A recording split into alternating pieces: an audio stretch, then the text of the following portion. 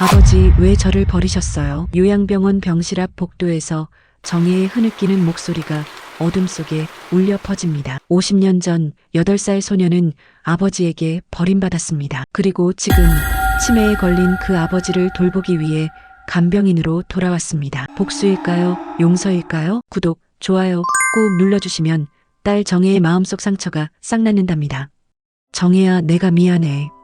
이강조 할아버지의 중얼거림은 서울 외곽 은하요양병원 복도를 맴돌았습니다. 하얀 벽과 소독약 냄새가 가득한 이곳에서 68살 이강조는 치매 진단을 받고 4년째 요양 중이었습니다. 한때 중학교 교장으로 엄격한 카리스마를 자랑했던 그는 이제 작은 휠체어에 몸을 맡긴 채 하루하루를 보내고 있었죠. 오늘도 정혜 씨를 찾으시네요. 김지숙 간호사는 이강조의 휠체어를 밀며 미소 지었습니다. 병원 직원들 사이에선 이강조 할아버지가 부르는 정혜가 누구인지 작은 화제거리였습니다. 어떤 간호사는 옛날에 키우던 강아지 이름인가 봐요라고 했고, 또 다른 간호사는 첫사랑 이름 아닐까요? 라고 추측했습니다. 하지만 진짜 정혜가 누구인지 아는 사람은 아무도 없었습니다. 매일 아침 일찍 이강조는 습관처럼 병원 복도를 서성이며 정혜야를 불렀습니다. 맑은 날이든 비 오는 날이든 그 이름만은 잊지 않았죠. 다른 모든 것들은 잊어버리면서도 말입니다. 할아버지, 오늘은 제가 가져온 책 읽어드릴까요? 퇴근 후 병원을 찾아온 손녀 서유는 할아버지 옆에 앉았습니다. 26살의 서유는 바쁜 회사 일정 속에서도 일주일에 서너 번은 꼭 할아버지를 찾아왔습니다. 대기업 마케팅팀에서 일하는 그녀는 종종 업무용 노트북을 들고 와 할아버지 옆에서 일을 마무리하곤 했죠. 이거 누구? 이강조는 서윤을 낯선 사람처럼 바라보았습니다. 그의 눈빛엔 혼란과 공허함이 가득했죠. 서윤의 이름도 얼굴도 인식하지 못하는 날들이 점점 많아졌습니다. 할아버지, 저 서윤이에요. 딸 미영이, 딸 미영이. 네, 엄마요 할아버지 딸. 이강조는 고개를 갸웃거리더니 다시 창밖을 바라보았습니다. 서윤은 한숨을 삼키며 할아버지가 좋아하던 소설책을 펼쳤습니다. 아무리 반복해도 기억해주지 못하는 현실이 서윤의 마음을 아프게 했습니다. 오늘은 할아버지가 예전에 좋아하셨던 박완서 작가의 그 산이 정말 거기 있었을까를 읽어드릴게요. 서윤의 목소리가 병실에 울려 퍼졌지만 이강조의 관심은 온통 창밖에 있었습니다. 마치 누군가를 기다리는 듯한 눈빛이었죠. 서윤은 책을 읽다 말고 할아버지의 손을 꼭 잡았습니다. 할아버지, 정혜라는 분이 누구세요? 제가 찾아드릴까요? 이강조의 눈이 갑자기 초점을 찾았습니다.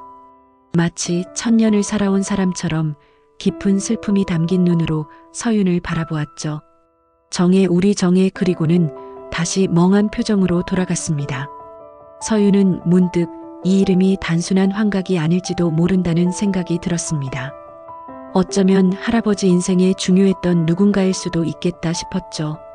김 간호사님, 혹시 우리 할아버지 가족관계 증명서 같은 거 있을까요? 환자 입원 시 기본 서류에 있을 텐데요. 원무과에 문의해보세요. 서윤은 고개를 끄덕였습니다. 할아버지가 끊임없이 부르는 그 이름의 정체가 궁금해졌습니다. 가족 중에 정혜라는 이름을 가진 사람은 없었으니까요. 적어도 서윤이 아는 말입니다. 저녁 면회 시간이 끝나고 서윤은 할아버지의 이마에 가볍게 입을 맞추었습니다. 할아버지, 다음에 또 올게요. 정혜야, 가지마. 서윤은 문득 가슴이 아팠습니다. 할아버지의 기억 속에서 자신은 지워졌지만 정혜라는 이름만은 선명하게 남아있다는 사실이 서운하기도 했으니까요. 하지만 동시에 그 이름을 향한 할아버지의 간절함이 무언가 특별한 의미를 품고 있다는 느낌이 들었습니다. 병실을 나서는 서윤의 뒤로 이강조의 중얼거림이 다시 이어졌습니다. 정혜야, 어디 있니? 정혜야. 죄송합니다만 저희 병원에서 일하실 수 있을지 모르겠네요. 은하요양병원 인사팀장 박정우는 앞에 앉은 중년 여성의 이력서를 다시 한번 살펴보았습니다.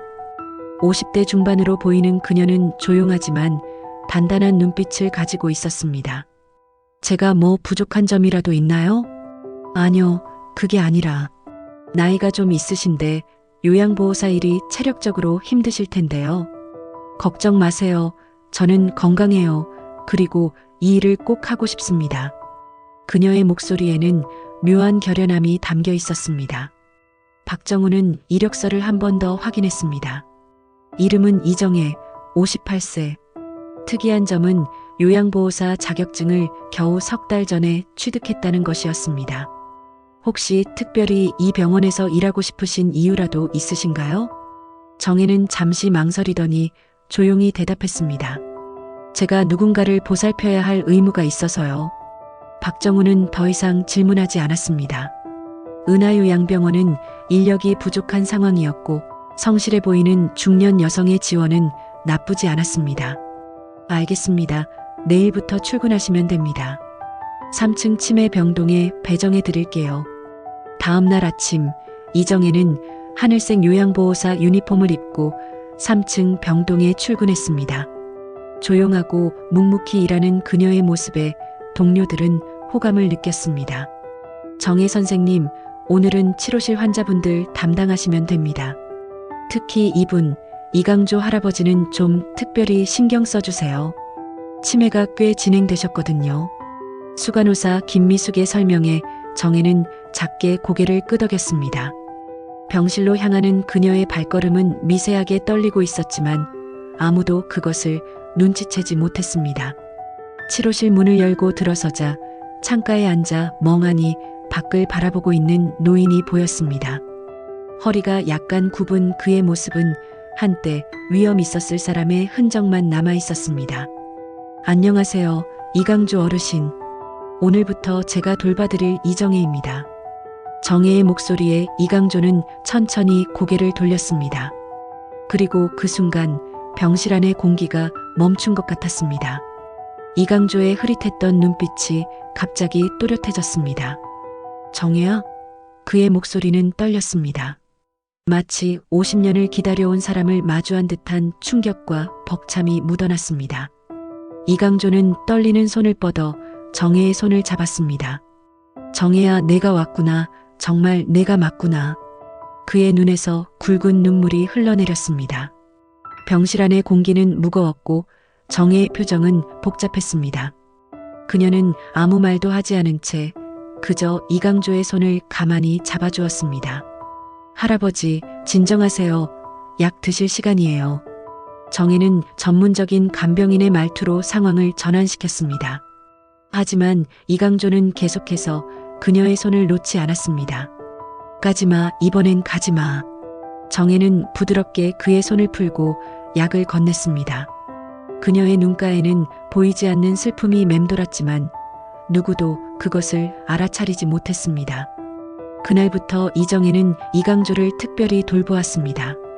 매일 아침 일찍 와서 그를 씻기고 식사를 챙기고 산책을 도왔습니다. 동료들은 그저 성실한 간병인의 모습으로만 봤지만 둘 사이에는 말로 표현할 수 없는 무언가가 흐르고 있었습니다. 정혜 선생님, 이강조 할아버지가 선생님을 무척 따르시네요. 이전엔 약 먹이기도 힘들었는데 신기해요. 그냥 제가 이름이 정혜라서 그런 것 같아요. 정혜는 무심한 듯 대답했지만 그녀의 눈빛은 깊은 바다처럼 많은 것을 품고 있었습니다. 일주일 후 손녀 서윤이 병원을 찾았을 때였습니다. 서윤은 할아버지 병실에 들어서다가 정혜와 마주쳤습니다. 안녕하세요. 새로 오신 간병인분이신가요? 네, 이정혜라고 합니다. 서윤 씨죠? 어르신이 많이 기다리셨어요. 서윤은 문득 정혜라는 이름에 귀가 솔깃해졌습니다. 할아버지가 계속 부르던 그 이름과 같았으니까요. 혹시 정혜라고 하셨나요? 네, 그렇습니다만 우리 할아버지가 항상 정혜라는 이름을 부르시거든요. 혹시 예전에 할아버지를 알고 계셨나요? 정혜의 표정이 순간 굳었습니다. 그녀는 고개를 가로저었습니다. 아니요, 처음 뵙습니다. 그냥 우연의 일치겠죠. 정혜는 서둘러 병실을 나갔고 서윤은 의아한 표정으로 그녀의 뒷모습을 바라보았습니다. 그리고 병실 안으로 들어서자 놀라운 광경이 펼쳐졌습니다. 평소 무표정하던 할아버지가 환하게 웃고 있었던 것입니다. 할아버지, 기분이 좋아 보이세요? 정혜가 왔다. 서윤은 할아버지의 손을 잡았습니다. 할아버지의 맑은 정신이 돌아온 것처럼 보였습니다. 하지만 서윤의 가슴 한편에는 묘한 불안감이 자리 잡았습니다. 새로운 간병인과 할아버지가 부르는 정혜 사이에 무언가 연결고리가 있는 것 같았으니까요. 그날 밤 정혜는 병원 복도 끝에 있는 작은 창가에 서서 밖을 바라보고 있었습니다. 그녀의 눈에는 말할 수 없는 슬픔이 담겨 있었고 입술에서는 작은 중얼거림이 새어나왔습니다. 왜 이제 와서 찾으세요? 왜 그땐 버리셨어요? 서윤 씨, 요즘 할아버지 상태가 많이 좋아지셨어요. 정신도 더 또렷해지셨고요. 김미숙 수간호사의 말에 서윤은 깊게 고개를 끄덕였습니다. 2주일 전부터 할아버지에게 작은 변화들이 나타나기 시작했습니다. 식사량이 늘었고 가끔은 서윤의 이름도 기억해내곤 했습니다. 네, 정말 신기해요. 새로 오신 정혜 선생님 덕분인가요? 그런 것 같아요. 이상하게 이강조 할아버지는 정혜 선생님하고만 특별히 잘 지내세요. 다른 간병인들이 접근하면 거부하시는데 정혜 선생님만 보면 얼굴이 환해지시거든요. 서윤의 마음 한구석에 묘한 감정이 자리 잡았습니다. 기쁨인 동시에 질투 같은 것이었죠. 자신이 몇 년간 노력해도 얻지 못했던 할아버지의 반응을 낯선 간병인이 쉽게 이끌어낸다는 사실이 복잡한 감정을 불러일으켰습니다. 그날 오후 서윤은 평소보다 일찍 병원을 찾았습니다. 병실 문을 열려다 안에서 들리는 대화에 걸음을 멈췄습니다. 강조 씨, 오늘은 약 잘 드셨네요. 칭찬해요. 정혜야, 너 학교는 잘 다니니? 공부는 잘하고. 네, 걱정 마세요. 전 이제 학생이 아니에요. 어른이랍니다. 미안하다 정혜야, 그때 미안해. 서윤은 문 앞에 서서 숨을 죽였습니다. 할아버지의 목소리에서 지금까지 한 번도 들어본 적 없는 애절함이 느껴졌습니다. 마치 오래된 상처를 어루만지는 것 같은 음성이었죠. 병실 안으로 들어서자 정혜는 서둘러 자리에서 일어났습니다. 아, 서윤 씨 어서 오세요. 전 이만 다른 환자분들 봐야 해서. 잠깐만요. 서윤이 정혜의 팔을 살짝 잡았습니다. 두 사람의 눈이 마주쳤고 공기 중에 미묘한 긴장감이 맴돌았습니다. 정혜 선생님, 솔직히 말씀해 주세요. 할아버지와 어떤 관계이신가요? 정혜의 표정이 굳었습니다. 그녀는 천천히 팔을 빼며 고개를 가로저었습니다. 아무 관계 없습니다. 전 그냥 간병인입니다. 하지만 할아버지는 선생님을 특별하게 대하세요. 게다가 선생님 이름이 우연히도 할아버지가 계속 부르시던 그 이름과 같고요. 우연일 뿐입니다. 서윤 씨, 너무 깊게 생각하지 마세요. 정혜의 단호한 목소리에 서윤은 더 이상 묻지 못했습니다. 하지만 그녀의 눈빛에서 무언가를 숨기고 있다는 직감이 들었습니다. 이후 며칠간 서윤은 정혜를 유심히 관찰했습니다. 정혜가 할아버지에게 보이는 태도는 분명 단순한 간병인의 것이 아니었습니다. 눈빛에 담긴 복잡한 감정, 할아버지를 대할 때의 미세한 떨림, 그리고 가끔씩 보이는 서글픈 표정. 모든 것이 이상했습니다. 서윤아, 어느 날 놀랍게도 할아버지가 서윤의 이름을 또렷하게 불렀습니다. 할아버지, 저 알아보세요? 그래, 우리 서윤이지, 미영이 딸. 서윤의 눈에 눈물이 고였습니다. 할아버지의 기억이 돌아오고 있다는 희망이 생겼기 때문이죠. 할아버지, 정혜 선생님이 많이 도와주세요? 이강조의 표정이 갑자기 복잡해졌습니다. 기쁨과 슬픔, 그리고 후회가 뒤섞인 표정이었죠. 정혜는, 우리 정혜는. 그러나 그 이상의 말은 나오지 않았습니다. 할아버지의 눈빛이 다시 흐려지기 시작했고 그는 창밖으로 시선을 돌렸습니다. 서윤은 답답함을 느꼈습니다. 무언가 중요한 비밀이 있다는 확신이 들었지만 정혜도 할아버지도 말해주지 않았으니까요. 그날 밤 서윤은 정혜가 퇴근하는 모습을 병원 로비에서 지켜보았습니다. 그리고 충동적으로 그녀의 뒤를 따라 나섰습니다. 정혜 선생님. 정혜는 병원 주차장에서 걸음을 멈추었습니다. 그녀의 표정은 경계심으로 가득했습니다. 왜 그러세요, 서윤 씨? 선생님, 제발 진실을 말해주세요. 할아버지와 어떤 관계인지. 그냥 넘어갈 수 없어요. 할아버지가 달라지고 있어요. 정혜는 깊은 한숨을 내쉬었습니다. 초가을 저녁 바람이 두 사람 사이로 스쳐 지나갔습니다. 서윤 씨, 난 그저 내 일을 하는 것뿐이에요. 당신 할아버지가 나를 다른 사람으로 착각하는 것 같은데 그건 내 책임이 아니에요. 하지만 선생님도 뭔가 숨기고 계시잖아요. 할아버지를 대하는 태도가 분명 평범한 간병인의 것이 아니에요. 정혜의 눈빛이 날카로워졌습니다. 그녀의 목소리에는 처음으로 감정이 실렸습니다. 서윤 씨, 때로는 모르는 게 나을 때도 있어요. 과거는 과거일 뿐이고 지금 중요한 건 할아버지의 평안함이에요. 내가 그걸 도울 수 있다면 그걸로 충분하지 않나요? 아니요, 충분하지 않아요. 우리 가족의 비밀이라면 알 권리가 있어요. 가족이요? 정혜의 입에서 쓴웃음이 새어나왔습니다. 그녀의 눈에는 오랜 상처가 깃들어 있었습니다. 서윤 씨, 가족이란 건 항상 우리가 알고 있는 것보다 더 복잡해요. 그 말을 남기고 정혜는 돌아섰습니다. 서윤은 그녀의 뒷모습을 바라보며 더욱 혼란스러워졌습니다. 정혜의 말투, 눈빛, 그리고 할아버지를 대하는 태도, 모든 것이 수수께끼였습니다. 병원으로 돌아가는 길, 서윤은 문득 어머니에게 전화를 걸었습니다. 엄마, 혹시 정혜라는 이름이 우리 가족에게 특별한 의미가 있어? 전화기 너머로 어머니의 숨소리가 잠시 멈추는 것이 느껴졌습니다. 왜 갑자기 그런 걸 물어보니? 할아버지가 계속 그 이름을 부르시거든. 그리고 지금 할아버지를 돌보는 간병인 이름도 정혜야. 서윤아, 난 내일 병원에 갈게. 그때 얘기하자.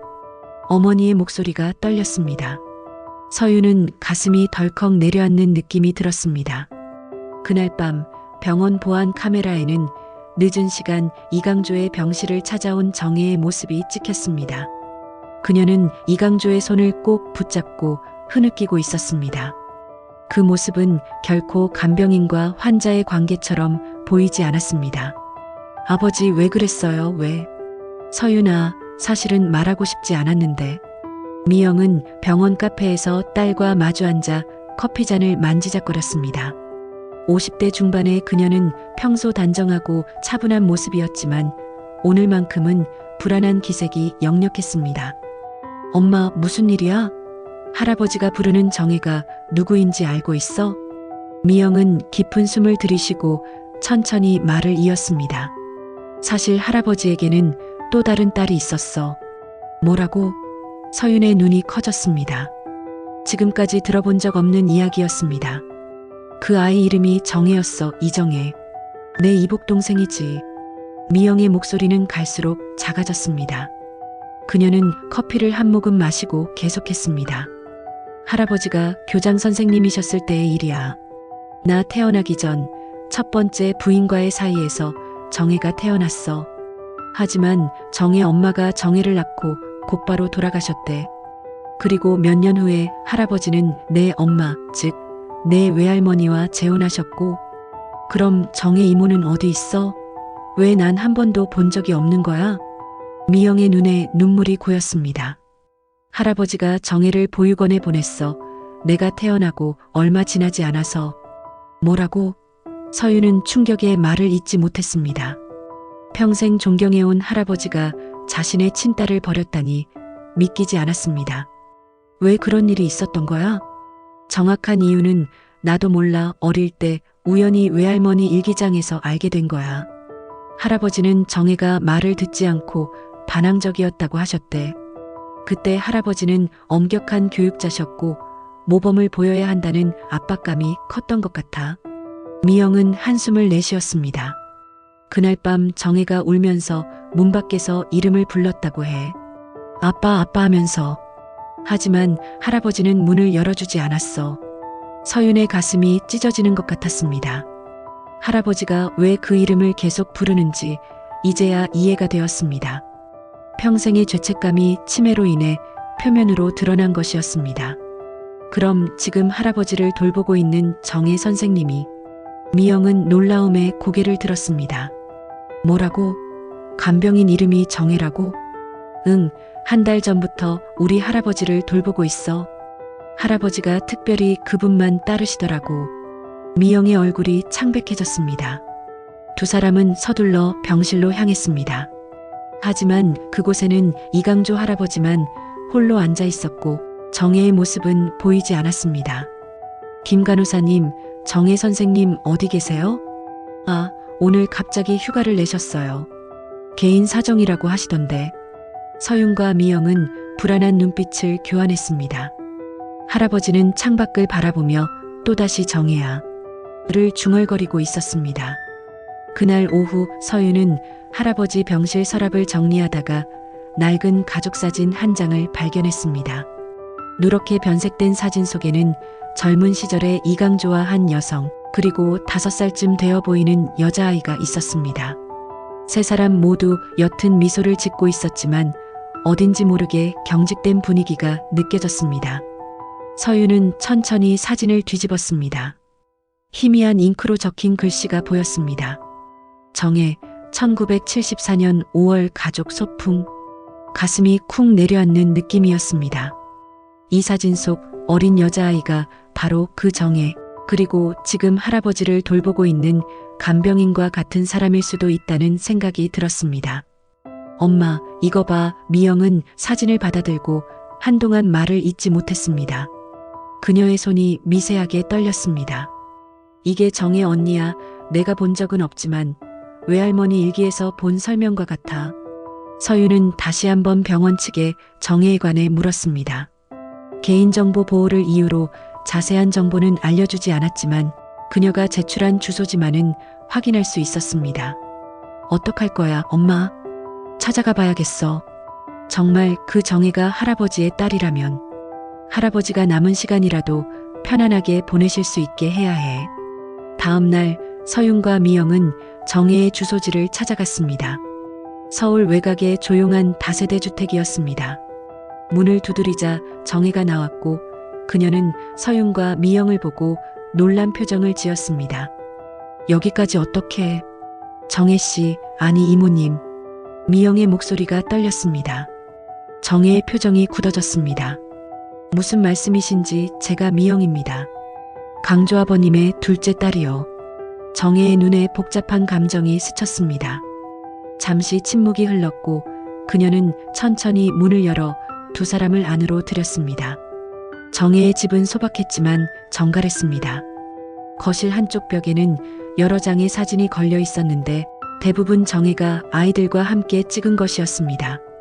아동복지사로 일했어요.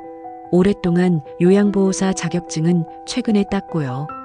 정혜가 차를 내오며 담담히 말했습니다. 왜 아버지를 찾아오셨어요?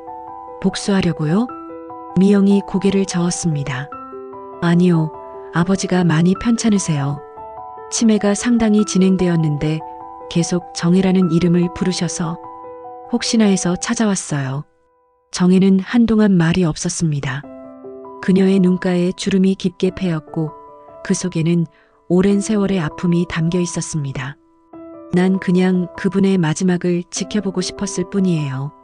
처음에는 용서받고 싶어서, 아니, 용서해 줄 수 있을지 확인하고 싶어서 시작했는데 정혜의 목소리가 흔들렸습니다. 하지만 막상 그분을 보니 미움보다는 슬픔이 더 컸어요.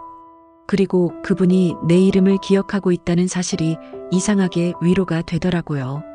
서윤은 조심스럽게 물었습니다. 그럼 이모님은 정말 할아버지의 첫째 딸이신가요? 네. 정혜의 대답은 단호했습니다. 그녀의 눈에는 오랜 상처가 깃들어 있었지만 동시에 묘한 평온함도 있었습니다. 8살 때였어요. 아버지는 엄격한 분이셨고 제가 말을 잘 듣지 않는다고 생각하셨죠. 어느 날 학교에서 사고를 치고 난 후 아버지는 저를 보육원으로 보내셨어요. 올바른 교육이 필요하다는 이유로 미영의 눈에 눈물이 고였습니다. 정말 죄송해요. 저는 몰랐어요. 당신이 사과할 일은 아니에요. 당신도 피해자니까요. 정혜는 찻잔을 내려놓았습니다. 난 이제 사직서를 냈어요. 더 이상 병원에 가지 않을 거예요. 안 돼요. 서윤이 급하게 말했습니다. 할아버지는 이모님을 만나고 나서 많이 좋아지셨어요. 이모님이 필요해요. 정혜는 고개를 가로저었습니다. 난 그냥 간병인일 뿐이에요. 이제 그 이름도 듣고 싶지 않아요. 그날 밤 병원 복도 CCTV에는 정혜가 이강조의 병실 앞에서 망설이는 모습이 찍혔습니다. 결국 그녀는 병실로 들어가지 않고 돌아섰고 그 뒤로 눈물을 훔치는 모습이 카메라에 담겼습니다. 할아버지, 오늘은 기분이 어떠세요? 서윤은 병실 창문을 열어 맑은 가을 공기를 들였습니다. 이강조는 평소보다 더 초점 없는 눈으로 창밖을 바라보고 있었습니다. 정혜가 병원을 떠난 지 일주일이 지났고 할아버지의 상태는 다시 악화되었습니다. 정혜는 어디 갔니? 이강조의 목소리는 마치 길 잃은 아이처럼 떨렸습니다. 서윤은 할아버지의 손을 잡았습니다. 할아버지, 이정의 이모님에 대해 기억나세요? 이강조의 눈이 잠시 초점을 찾았습니다. 정혜, 우리 정혜 미안하다. 서윤은 깊은 한숨을 내쉬었습니다. 정혜를 다시 모셔와야 한다는 생각이 들었지만 그녀는 단호하게 거절했습니다. 어제도 전화로 설득을 시도했지만 정혜는 이제 그만두고 싶다고만 반복했습니다. 병원을 나서며 서윤은 문득 외할머니 집에 가보기로 결심했습니다. 외할머니는 3년 전에 돌아가셨지만 그분의 유품이 아직 그대로 보관되어 있었습니다. 어머니가 언급했던 일기장이 궁금했습니다. 서울 북쪽 끝자락, 작은 단독주택. 서윤의 어머니 미영은 외할머니가 남긴 집을 그대로 보존하고 있었습니다. 가끔 청소를 하러 오는 것 외에는 거의 손을 대지 않았죠. 엄마, 외할머니 유품 중에 일기장 있다고 했지? 전화로 미영에게 물었습니다. 응, 작은 서재에 있을 거야. 밤색 가죽 표지의 오래된 일기장이야. 서윤은 먼지 쌓인 서재 책장을 뒤져 마침내 그 일기장을 찾아냈습니다. 1974년부터 1980년까지의 기록이 담긴 일기였습니다. 천천히 페이지를 넘기던 서윤은 정혜라는 이름이 적힌 부분에서 멈췄습니다. 5월 15일- 오늘 또 강조 씨가 정혜를 심하게 혼냈다. 아이가 학교에서 친구와 다투었다는 이유로. 강조 씨의 체벌이 너무 심하다고 생각하지만 감히 말하지 못했다. 정혜의 울음소리가 밤새 들렸다. 7월 2일- 강조 씨가 정혜를 보육원에 보내기로 결정했다. 내가 말렸지만 소용없었다. 교장으로서 체면이 있다. 반항적인 아이는 더 엄격한 교육이 필요하다며 완강했다. 정혜는 울면서 아빠 잘할게요. 보내지 마세요라고 빌었지만 강조 씨는 돌아서 버렸다. 그날 밤 정혜는 문 밖에서 아빠 하며 울었다. 나도 울었다. 하지만 강조 씨는 문을 열어주지 않았다. 7월 3일- 정혜가 떠났다. 강조 씨는 마치 아무 일도 없었다는 듯 출근했다. 나는 이 집에서 계속 살 수 있을지 모르겠다. 하지만 뱃속의 아이 때문에 나는 약하다. 서윤의 눈에서 뜨거운 눈물이 흘러내렸습니다. 외할머니의 글에서 그 시절의 아픔이 고스란히 전해졌습니다. 그 뱃속의 아이가 바로 서윤의 어머니 미영이었고 정혜는 자신의 이모였습니다. 하지만 할아버지는 자신의 친딸을 버렸고 그 죄책감을 50년 가까이 안고 살았던 것입니다. 일기장을 더 넘기자 또 다른 충격적인 내용이 나왔습니다. 8월 27일- 강조 씨가 정혜를 찾아간 것 같다. 늦게 돌아와 술에 취해 울면서 정혜가 나를 보지 않으려 했다. 아빠라고 부르지 않았다고 했다. 처음으로 강조 씨가 자신의 잘못을 인정하는 것 같았다. 하지만 이미 늦었다. 10월 8일- 강조 씨가 정혜를 다시 데려오고 싶다고 했다. 보육원에 갔지만 정혜는 이미 입양되었다고 한다. 강조 씨는 그 뒤로 매일 술을 마신다. 내가 낳을 아이에게는 절대 이런 아픔을 주지 않겠다고 약속했다. 서유는 일기장을 품에 안고 한동안 울었습니다. 할아버지, 이모, 어머니, 그리고 외할머니까지 모두가 각자의 방식으로 상처받았던 것입니다. 그날 저녁 서유는 어머니에게 일기장의 내용을 전화로 알렸습니다. 엄마, 할아버지가 정혜 이모를 다시 찾으려고 했대. 하지만 이미 입양되고 없었대. 그랬구나. 미영의 목소리가 떨렸습니다. 아버지는 그 이후로도 몇 번 정혜 언니를 찾으려고 했다고 들었어. 하지만 결국 포기하셨지. 그리고 나에게는 더욱 엄격해지셨고. 그런데 어떻게 정혜 이모가 지금 할아버지를 찾아온 거지? 아마도 그분도 자기 나름의 이유가 있었을 거야. 다음 날 서유는 다시 정혜의 집을 찾아갔습니다. 이번에는 외할머니의 일기장을 들고서 이모님, 이거 읽어보세요. 정혜는 의아한 표정으로 일기장을 받아들었습니다. 그리고 천천히 페이지를 넘기며 읽기 시작했습니다. 그녀의 표정이 점점 굳어갔고 마침내 눈물이 흘러내렸습니다. 이걸 왜 지금 보여주는 거죠? 이모님께서도 진실을 아셨으면 해서요. 할아버지가 이모님을 다시 찾으려고 했다는 것을. 정혜는 묵묵히 일기장을 덮었습니다. 그녀의 손이 미세하게 떨렸습니다. 늦었어요. 모든 게 다 늦었어요. 아니에요, 이모님. 할아버지는 아직 살아계세요. 그리고 이모님을 기억하고 계세요. 이제라도 화해할 기회가 있어요. 정혜는 창밖을 바라보았습니다. 그녀의 눈에는 50년의 세월이 담겨 있었습니다. 아이러니하죠. 난 평생 버려진 아이들을 위해 일했어요. 학대받고 버려진 아이들의 상처를 치유하는 일을. 어쩌면 내 상처를 치유하기 위해서였는지도 몰라요. 정혜는 한참 동안 말이 없었습니다. 그리고 천천히 입을 열었습니다. 입양된 후에도 몇 번 아버지가 찾아온 적이 있었어요. 하지만 그때마다 난 아버지를 만나지 않았죠. 너무 두려웠고 너무 화가 났으니까. 그리고 시간이 흘러 내가 성인이 되었을 때는 이미 아버지에게는 새 가족이 있었고 난 그저 잊혀진 과거가 되었죠. 서유는 정혜의 손을 꼭 잡았습니다. 하지만 할아버지는 이모님을 잊지 않으셨어요. 치매로 모든 걸 잊으면서도 이모님 이름만은 기억하셨잖아요. 정혜의 눈에서 눈물이 흘러내렸습니다. 가끔은 미워하는 것보다 용서하는 게 더 어려울 때가 있어요. 이모님 돌아가지 않을 거예요. 이제 그만 묻어두고 싶어요. 서유는 안타까운 마음으로 고개를 끄덕였습니다. 정혜의 결정을 존중해야 한다고 생각했지만 한편으로는 할아버지의 남은 시간이 얼마 없다는 것을 알기에 더욱 마음이 아팠습니다. 그날 밤 병원에서 전화가 왔습니다. 이강조 할아버지의 상태가 급격히 나빠졌다는 소식이었습니다. 서유는 급히 병원으로 달려갔고 미영에게도 연락했습니다. 그리고 잠시 망설이다가 정혜에게도 문자를 보냈습니다. 할아버지가 위독하세요. 마지막이 될지도 모릅니다. 병원 중환자실 앞 서윤과 미영은 초조하게 의사의 소견을 기다리고 있었습니다.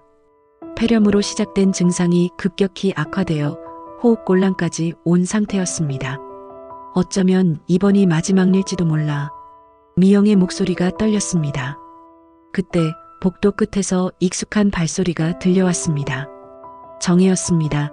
그녀는 망설이는 듯한 표정으로 서윤과 미영을 바라보았습니다. 와주셨군요. 서윤이 작게 속삭였습니다. 정혜는 아무 말 없이 고개만 끄덕였습니다. 면회는 잠시만 가능합니다. 환자분이 약하셔서요. 의사의 말에 세 사람은 고개를 끄덕였습니다. 중환자실로 들어가는 문 앞에서 미영이 정혜에게 양보했습니다. 언니가 먼저 들어가세요. 정혜는 망설였습니다. 50년 만에 아버지를 직면하는 이 순간 그녀의 마음은 복잡했습니다. 분노와 슬픔 그리고 이상하게도 그리움까지 뒤섞여 있었습니다. 괜찮아요, 제발요. 할아버지에게는 이모님이 필요해요. 서윤의 간절한 눈빛에 정혜는 천천히 고개를 끄덕였습니다. 그녀는 깊은 숨을 들이마시고 중환자실로 들어갔습니다. 산소 마스크를 쓴 이강조는 병상에 누워 있었습니다. 눈을 감은 채 숨소리만 희미하게 들렸습니다. 정혜는 조심스럽게 그의 침대 옆에 앉았습니다. 한동안 그저 바라보기만 했습니다. 80이 넘은 노인의 모습은 그녀의 기억 속 엄격했던 아버지와는 너무나 달랐습니다. 아버지 정혜가 작게 불렀습니다. 이강조의 눈꺼풀이 미세하게 움직였지만 열리지는 않았습니다. 저 정혜예요. 침대 옆 모니터의 심장 박동 소리만이 병실에 울려 퍼졌습니다. 정혜는 천천히 이강조의 손을 잡았습니다.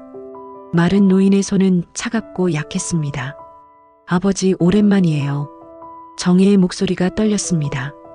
50년 동안 가슴에 품어온 말들이 목구멍에 걸려 나오지 않았습니다. 분노, 원망, 슬픔, 그 모든 감정이 한꺼번에 밀려왔지만 침대에 누운 노인의 모습은 그저 안쓰러울 뿐이었습니다. 아버지, 듣고 계신가요? 저는 잘 지냈어요. 걱정하지 마세요. 이강조의 눈이 천천히 떠졌습니다. 흐릿한 시선이 정혜의 얼굴을 향했습니다. 정혜야. 그의 목소리는 산소 마스크 아래에서 거의 들리지 않을 정도로 작았습니다. 하지만 정혜는 그 소리를 또렷이 들었습니다. 아버지가 자신의 이름을 부르는 소리를. 네, 아버지 정혜예요. 이강조의 눈에서 눈물이 흘러내렸습니다. 그는 힘겹게 손을 들어 정혜의 손을 잡으려 했습니다. 정혜는 그의 손을 살며시 잡아주었습니다. 미안하다 정혜야, 미안하다. 간신히 말을 이어가는 이강조의 목소리에는 50년의 후회가 담겨 있었습니다. 정혜의 눈에도 눈물이 고였습니다. 왜 그랬어요, 아버지? 왜 저를? 묻고 싶었던 말이 마침내 흘러나왔습니다. 이강조는 천천히 눈을 깜빡였습니다. 내가 잘못했다. 너무 완고했다. 내 체면만 생각했다. 숨을 고르며 그는 계속했습니다. 내가 보육원에 간 뒤 매일 지옥이었다 찾아갔지만 넌 날 만나주지 않았어. 그땐 너무 화가 났어요. 아버지를 보고 싶지 않았어요.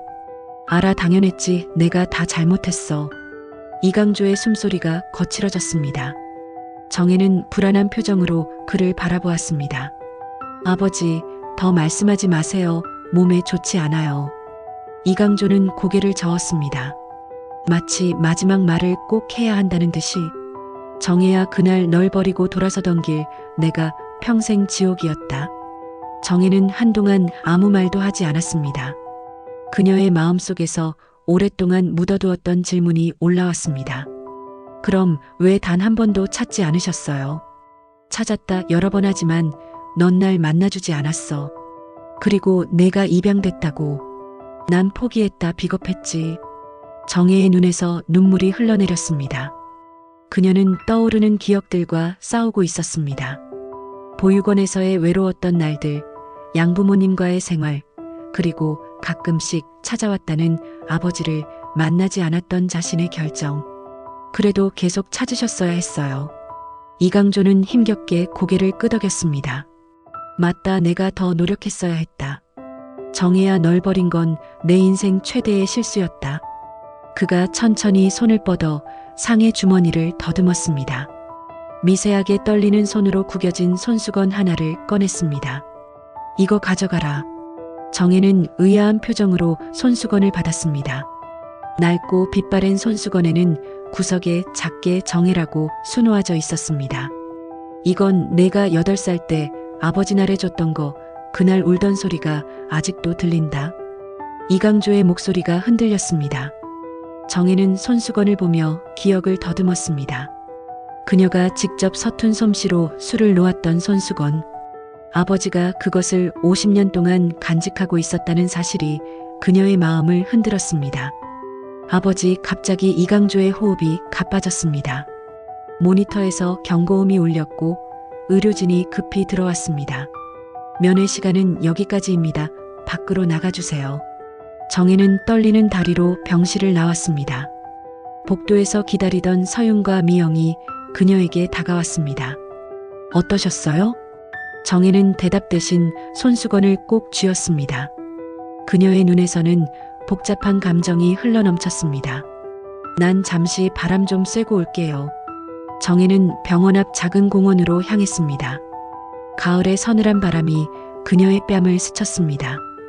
벤치에 앉아 그녀는 손수건을 펼쳐보았습니다. 서툰 어린아이의 바느질로 수놓아진 정혜라는 글자가 햇빛에 반짝였습니다.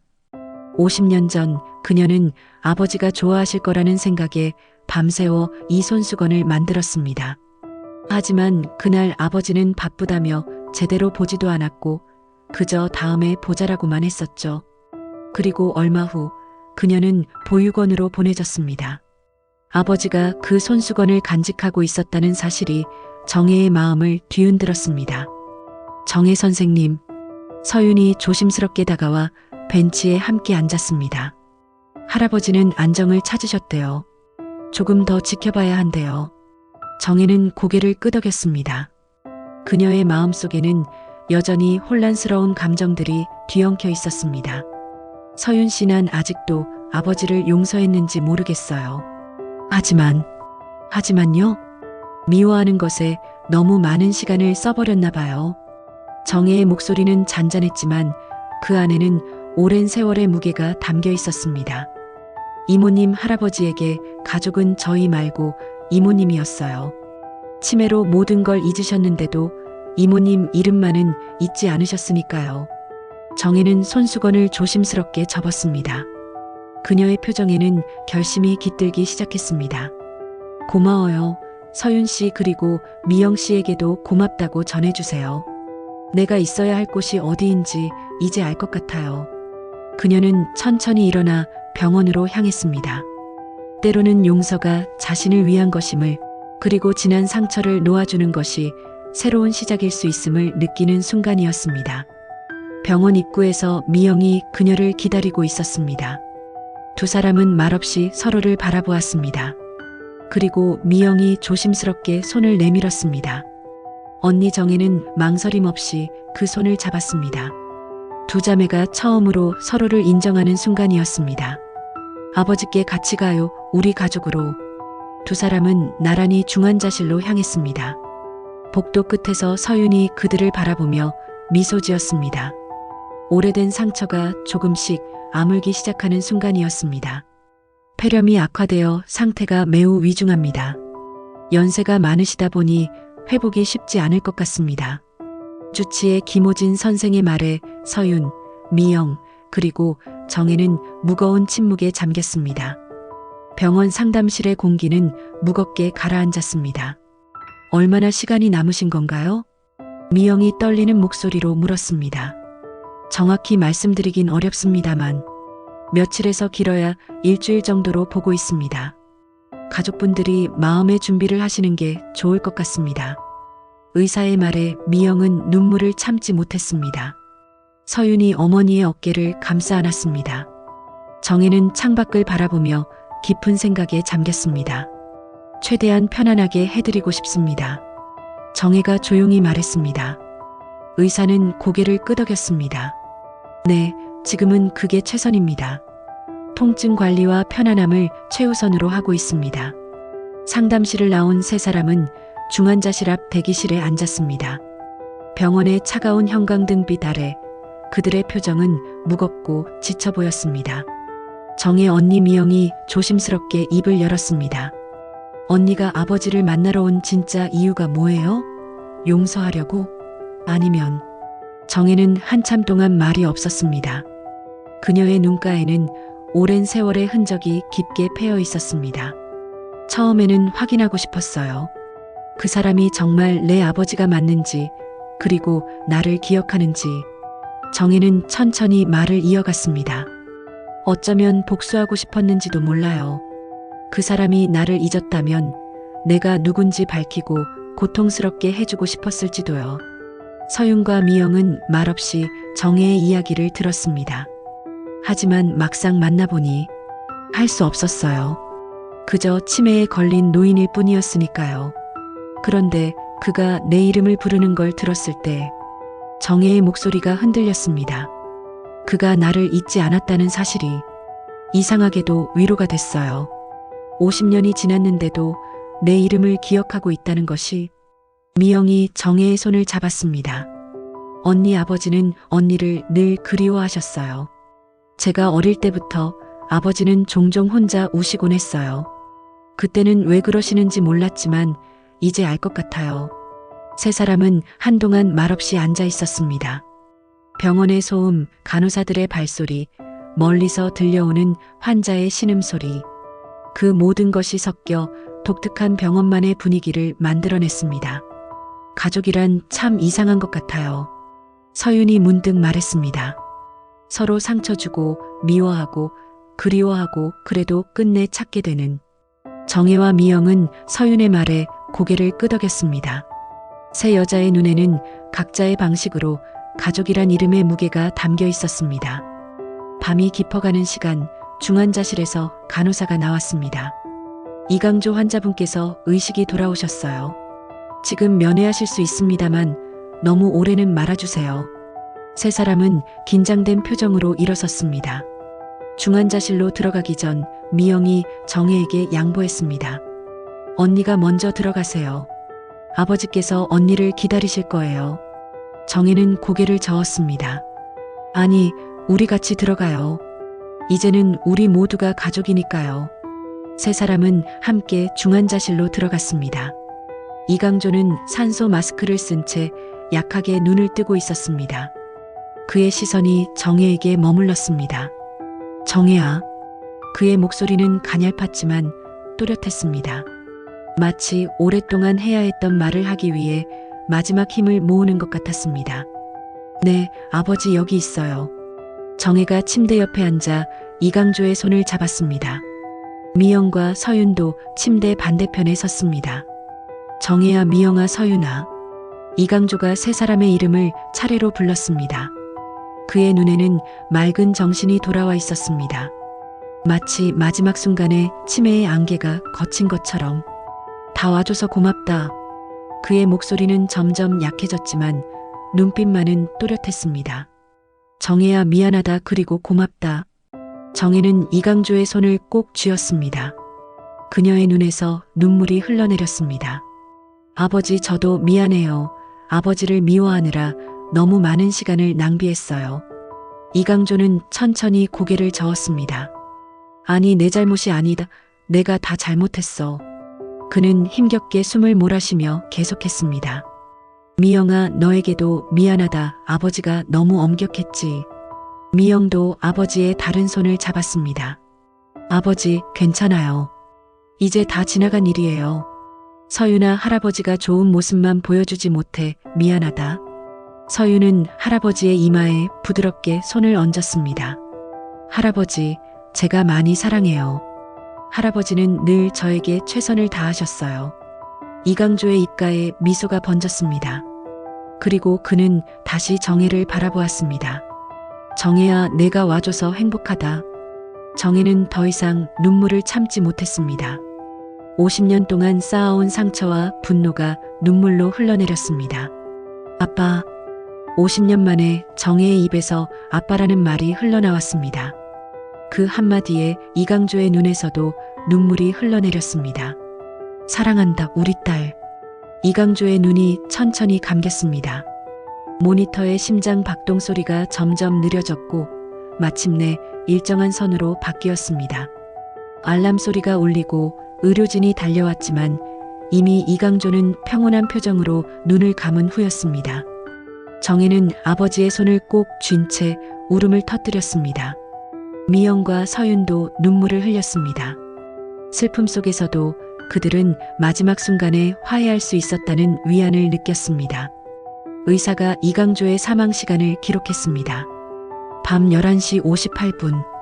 가을밤의 깊은 어둠 속에서 한 가족의 오래된 상처가 마침내 아물기 시작한 시간이었습니다.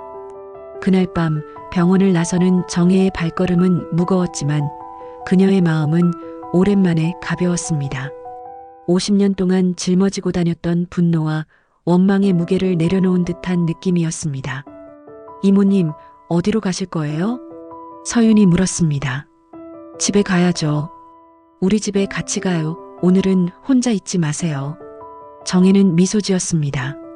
서툴지만 진심 어린 서윤의 제안에 그녀는 고개를 끄덕였습니다. 고마워요. 서윤 씨, 이제 그냥 서윤이라고 불러주세요. 세 여자는 조용히 밤거리를 걸었습니다. 서로에게 낯설지만 이제는 가족이 된 그들. 이강조의 죽음은 끝이 아닌 새로운 시작의 순간이었습니다. 가을비가 내리는 오후, 이강조의 장례식이 조용히 치러졌습니다. 많은 제자들과 동료 교육자들이 찾아와 마지막 인사를 건넸습니다. 정갈한 검은 상복을 입은 정혜, 미영, 서윤은 나란히 앉아 조문객들을 맞이했습니다. 선생님이 늘 자랑스럽게 말씀하시던 따님들이시군요. 은퇴한 동료 교사가 세 사람을 바라보며 말했습니다. 미영과 정혜는 서로를 바라보았고 정혜는 조용히 고개를 끄덕였습니다. 네, 맞습니다. 저희는 그분의 딸들입니다. 50년 만에 정혜는 스스로를 이강조의 딸이라고 인정했습니다. 그 말에 미영의 눈에 눈물이 고였습니다. 장례식이 끝나고 세 사람은 이강조의 유품을 정리하기 위해 요양병원을 찾았습니다. 이강조가 마지막으로 생활했던 병실은 이미 정리되어 있었고 간호사는 그의 개인 물품이 담긴 상자를 건네주었습니다. 강조 할아버지가 계속 소중히 간직하시던 물건들이에요. 특히 이 상자는 절대 다른 사람이 만지지 못하게 하셨어요. 세 사람은 병원 근처 카페에 앉아 유품 상자를 열었습니다. 그 안에는 낡은 손수건, 흑백 사진 몇 장, 그리고 봉투 하나가 있었습니다. 봉투 앞면에는 정혜에게라고 쓰여 있었습니다. 정혜는 떨리는 손으로 봉투를 집어들었습니다. 편지의 날짜는 3년 전 이강조가 치매 진단을 받은 직후였습니다. 읽어봐도 될까요? 정혜가 미영과 서윤을 바라보았습니다. 두 사람은 고개를 끄덕였습니다. 정혜는 천천히 편지를 펼쳤습니다. 삐뚤빼뚤하지만 정성 들인 필체가 눈에 들어왔습니다. 정혜야, 내가 이 편지를 쓰는 지금 의사는 내게 치매가 시작되었다고 했다. 머지않아 모든 기억을 잃게 될 거라고 한다. 하지만 난 너만큼은 잊고 싶지 않구나. 내 인생에서 가장 큰 실수는 너를 보냈던 그날이었다. 자존심과 체면이라는 것에 사로잡혀 내 딸을 버렸던 그 결정은 내가 평생 후회한 일이었다. 너를 다시 찾으려 했지만 넌 이미 새 가족을 만났고 나를 만나주지 않았지. 당연한 결정이었다. 이제 내 기억이 사라진다고 한다. 어쩌면 이건 내게 내려진 벌인지도 모르겠구나. 하지만 마지막 소원이 있다면 내 이름 석자보다 내 이름이 더 오래 남았으면 좋겠다. 정혜야, 내가 행복했으면 좋겠다. 그리고 언젠가 이 편지를 읽게 된다면 이 못난 아버지를 용서해 주었으면 좋겠구나. 항상 미안하고 항상 사랑한다, 아버지가. 정혜의 눈에서 눈물이 흘러내렸습니다.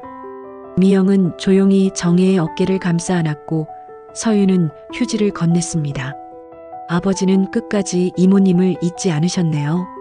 서윤이 작게 말했습니다. 정혜는 고개를 끄덕였습니다.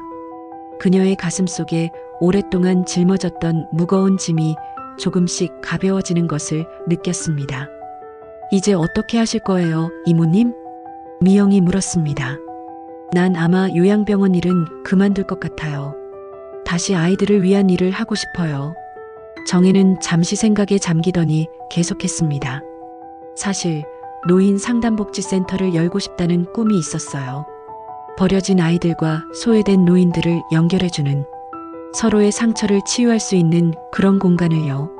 미영과 서윤의 눈이 반짝였습니다. 멋진 생각이에요, 이모님. 제가 도울 일이 있을까요? 서윤이 열정적으로 물었습니다. 정혜는 미소 지었습니다. 그럼 같이 해볼래요? 우리 가족 사업으로요. 세 사람은 서로를 바라보며 미소 지었습니다. 이강조의 죽음은 끝이 아닌 새로운 시작이었습니다. 1년 후 서울 교회에 정혜의 집이라는 이름의 작은 복지센터가 문을 열었습니다. 이곳에서는 보육원 아이들이 노인들과 함께 시간을 보내며 서로의 외로움을 달랠 수 있었습니다. 정혜는 센터의 대표로, 미영은 행정 책임자로, 서윤은 홍보 담당으로 함께 일했습니다. 이모님, 오늘 새로운 아이들이 온대요. 서윤이 사무실로 들어오며 말했습니다. 정혜는 창밖을 바라보다가 고개를 돌렸습니다. 몇 명이지? 5명이요. 모두 10살 미만이래요. 정혜의 눈에 따뜻한 빛이 어렸습니다. 그녀는 천천히 자리에서 일어났습니다. 그럼 우리가 직접 맞이해야겠네. 복도를 지나며 정혜는 벽에 걸린 액자를 바라보았습니다. 그곳에는 이강조의 사진과 함께 그의 편지가 전시되어 있었습니다. 내 이름 석자보다 내 이름이 더 오래 남았으면 좋겠다는 문장이 빛나고 있었습니다. 센터의 마당에는 이미 아이들이 도착해 있었습니다. 긴장된 표정으로 서 있는 아이들을 보며 정혜는 50년 전 자신의 모습을 떠올렸습니다. 그리고 그녀는 따뜻한 미소를 지으며 아이들에게 다가갔습니다. 안녕, 얘들아, 난 정혜 할머니야. 여기서 함께 지낼 거야. 아이들 중 가장 어린 여자아이가 조심스럽게 물었습니다. 저희 여기서 오래 있어도 돼요? 정혜는 아이의 머리를 부드럽게 쓰다듬었습니다. 물론이지, 여기는 너희 집이야. 그날 저녁 정혜는 혼자 센터 뒤뜰의 벤치에 앉았습니다. 5월 5일, 50년 전 가족 소풍 사진에 적힌 그날과 같은 날이었습니다. 그녀는 주머니에서 낡은 손수건을 꺼내 바라보았습니다. 아버지, 저 여기 있어요. 가을바람이 정혜의 머리카락을 부드럽게 쓰다듬었습니다. 그녀의 눈에는 더 이상 아픔이 아닌 평온함이 깃들어 있었습니다. 이제 그녀는 누군가의 딸이 아니라 누군가의 이름을 기억해주는 사람이 되었습니다. 정혜는 센터를 바라보았습니다. 창문 너머로 아이들과 노인들이 함께 저녁 식사를 준비하는 모습이 보였습니다. 미영과 서윤도 그들 사이에서 웃고 있었습니다. 그녀는 벤치에서 일어나 천천히 걸음을 옮겼습니다. 이제 그녀의 인생에는 새로운 이름이 새겨지고 있었습니다. 그것은 더 이상 버려진 딸이 아닌 누군가의 희망이라는 이름이었습니다. 센터의 문을 열며 정혜는 마지막으로 하늘을 바라보았습니다. 어딘가에서 아버지가 지켜보고 있을 것만 같았습니다. 그리고 그녀는 이제 미움 없이 그를 생각할 수 있음을 느꼈습니다. 정혜와 바람소리가 마치 아버지의 목소리처럼 들렸습니다. 그리고 정혜는 미소 지으며 대답했습니다. 네, 아버지, 전 이제 괜찮아요. 문이 닫히고 웃음소리와 대화소리가 뒤섞인 따뜻한 공간 속으로 정혜는 걸어 들어갔습니다. 이제 그녀의 인생은 과거가 아닌 현재와 미래를 향해 나아가고 있었습니다. 그리고 매년 5월 5일 정혜는 센터의 아이들과 함께 소풍을 갑니다. 그리고 그곳에서 조용히 중얼거립니다. 정혜야, 나 여기 있어. 이제 그 말은 더 이상 아픔의 외침이 아니라 자신을 찾아낸 한 여자의 평온한 고백이 되었습니다. 여러분도 용서하기 힘들었던 순간이 있으셨나요? 가족 간의 갈등과 화해에 관한 여러분의 경험을 댓글로 공유해 주세요. 다음에 다루길 원하는 시라도 알려주시면 참고하겠습니다. 좋아요와 구독 부탁드립니다.